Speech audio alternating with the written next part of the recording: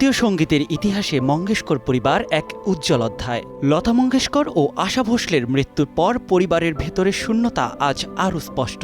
ছোট বোন উষা আজও খুঁজে ফেরেন সেই স্নেহমাখা ডাক আর একসঙ্গে কাটানো দিনগুলো। পুরনো ছবির অ্যালবাম কিংবা পরিচিত গানের সুর, সবকিছুতেই ফিরে আসে তাদের স্মৃতি।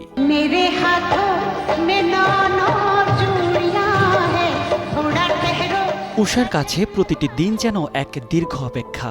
বড় দুই বোনের মৃত্যু আজও মেনে নিতে পারেননি তিনি। পুরনো স্মৃতিগুলো নীরবে পাশে বসে, বুকের ভেতর এক অদ্ভুত শূন্যতা আর ভালোবাসা নিয়ে। লতা ও আশাকে হারিয়ে একাকিত্ব আর শূন্যতায় ডুবেছেন ছোট বোন উষা।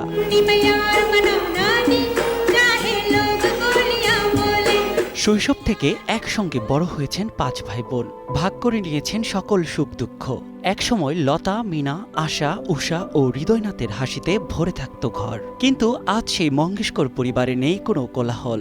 4 বছরের মধ্যে দুই বোনকে হারিয়ে শোকের সাগরে ডুবেছে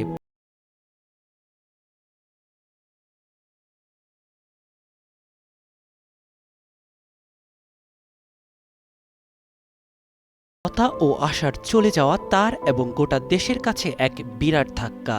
তাদের প্রয়াণকে দেখা হচ্ছে ভারতীয় সঙ্গীতের এক সোনালী যুগের অবসান হিসেবে। वैसे मैं गाना गा रही थी लेकिन दीदी आई नहीं थी। वो हमेशा मेरा गाना नहीं सुनती है, इससे मेरा बड़ा दुख है।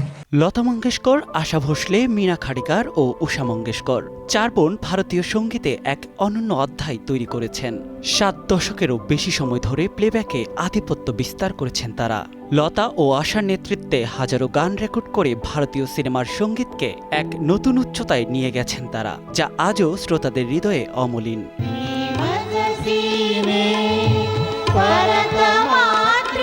নিয়াত শুভ, সময় সংবাদ।